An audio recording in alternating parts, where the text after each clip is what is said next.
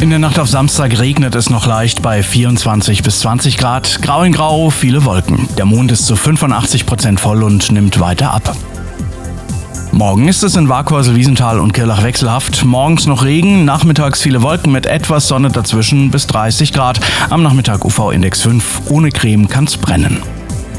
Die Infos für Allergiker. Am Samstag ist die Belastung durch Gräser und Beifuß jeweils gering. Der Wettertrend für Waghäusel, Wiesental und Kirrlach. Der Sonntag bringt mal Sonne, mal Wolken bei bis zu 32 Grad bei UV-Index 6. Am Montag wird's richtig heiß, bis zu 36 Grad bei UV-Index 7. 30 Minuten ungeschützt reichen für einen Sonnenbrand. Am Dienstag bleibt's heiß bei bis zu 35 Grad und UV-Index 6. Alle Updates täglich direkt aufs Handy. Abonniere jetzt unseren Waghäusel Wetter WhatsApp-Kanal.